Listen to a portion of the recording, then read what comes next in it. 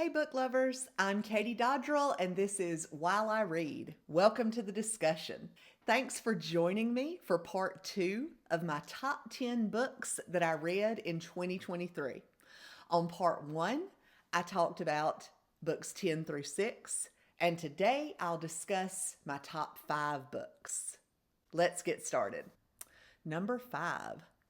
Book number 5 is Killers of a Certain Age by Deanna Raybourn. This book is about four 60-year-old women who have spent 40 years as assassins working for a secret organization known as the Museum. Now they are retiring, and the museum is sending them all on an all expenses paid cruise. But while they are on the cruise, they realize that they've been marked for death by their own organization. The book goes back and forth from the present, in which the women are running for their lives and trying to figure out why the museum is trying to eliminate them, and flashbacks from the past, detailing their various missions and people they've worked with. I loved all the exotic settings featured in this book, and I loved the characters. These women who look like grandmothers, but also know the most efficient ways to take somebody out. One of the funniest parts of the book is when the women need a way to communicate with each other without texting or emailing so that they can't be hacked.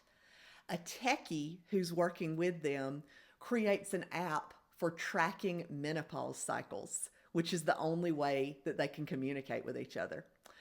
And when they ask her why menopause cycles, she says they're using this app, quote, because security people are men and most men are terrified of periods. Another quote from the book: I couldn't count the number of times we'd stashed weapons in maxi pads, douches, or vaginal itch creams. I laughed and laughed at that, and there are so many moments like that in this book. It's really funny, and it's also thought-provoking about how older people can seem to be invisible. I heard about this book on the Writer Files podcast interview with the author. Deanna Raybourn just announced that there is a sequel to this book coming out in 2025, so we'll have to wait a while, but I'll definitely be reading it. So book number 5 on my list is Killers of a Certain Age by Deanna Raybourn. Number 4. Book number 4 on my list is The Marlow Murder Club by Robert Thorogood. So apparently women of a certain age are having a moment right now, and apparently I'm here for it. On my top 10 list, I already had a book that features retired CIA agents, The Spy Coast by Tess Gerritsen, and one about retired assassins, Killers of a Certain Age by Deanna Raybourn. And now I have a book where the main character is a 77-year-old woman. The Marlow Murder Club's main character is Judith Potts, a 77-year-old woman who lives on her own with no husband or family, writes crossword puzzles for a newspaper, and likes to drink whiskey. Isn't that the perfect character for a cozy mystery? She witnesses a murder, and when the police don't believe her, she, of course, decides to investigate for herself. With the help of 2 other women, the local vicar's wife and a dog walker. These 3 women are the Marlow Murder Club. What really made this book for me were the characters, especially Judith, the main character.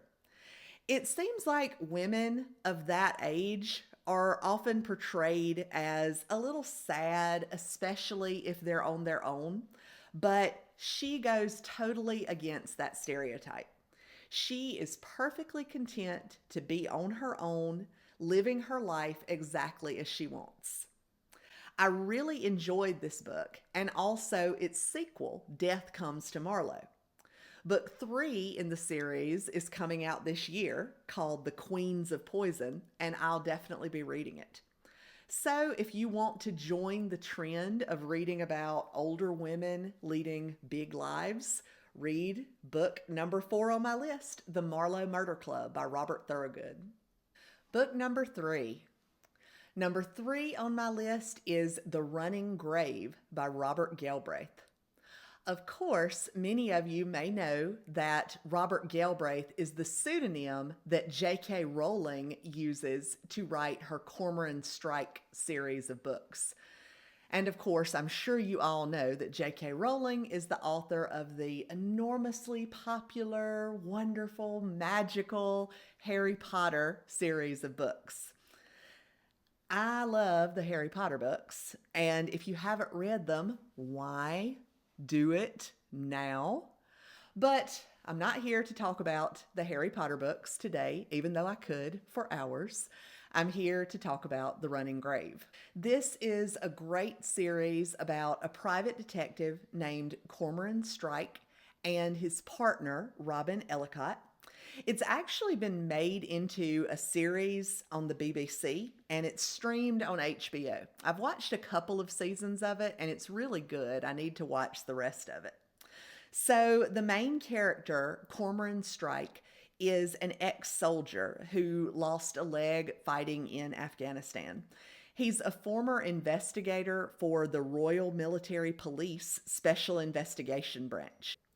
In The Running Grave, a man hires the agency to investigate a cult called the Universal Humanitarian Church because his son has joined this cult years ago and has stopped communicating with his family. On the surface, this cult is all about harmony, helping the poor, making the world a better place. It has famous authors and celebrities in it, but Robin and Strike find that there are many secrets and mysteries connected with it. Robin ends up going undercover to investigate this cult. This book was so good.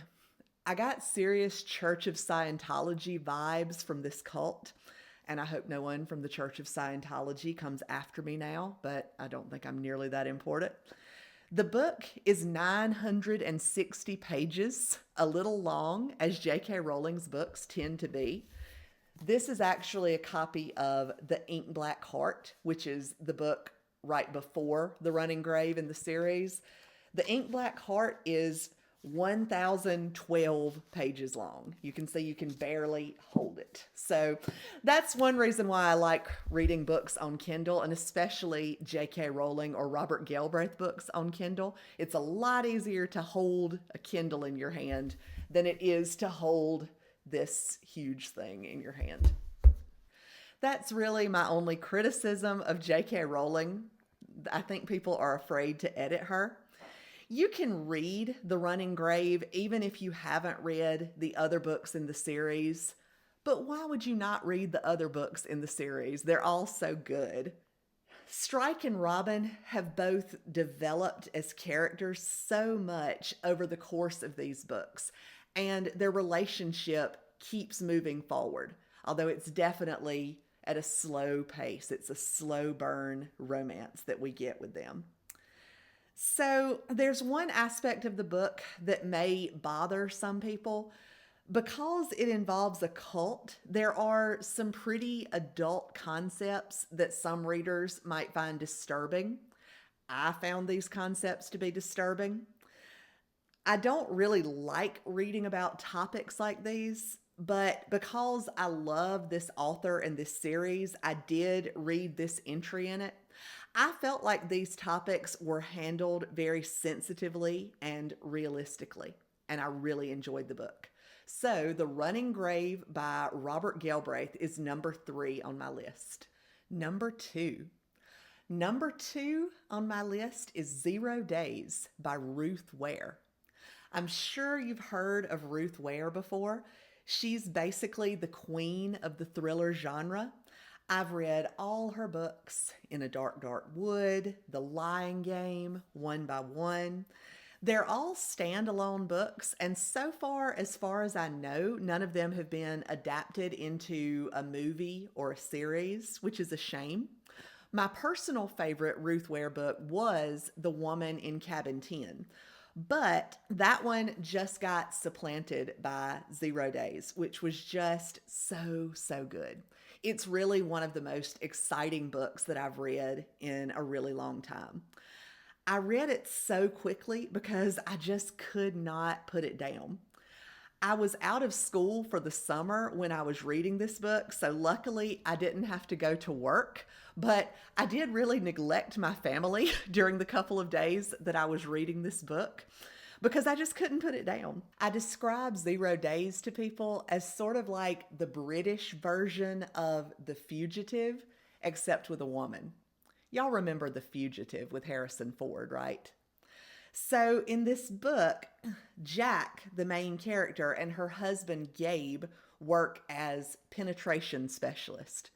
And yes, there are plenty of jokes about penetration specialist, but it just means that they are hired by companies to find the weaknesses, both physical and technological, in these companies' buildings and security systems. At the very beginning of the book, Jack comes home from a job to find her husband Gabe dead, and the police suspect her of the murder. I'm not giving anything away by telling you that. You can read that in the book blurb. So Jack goes on the run to try to clear her name and find the real murderer.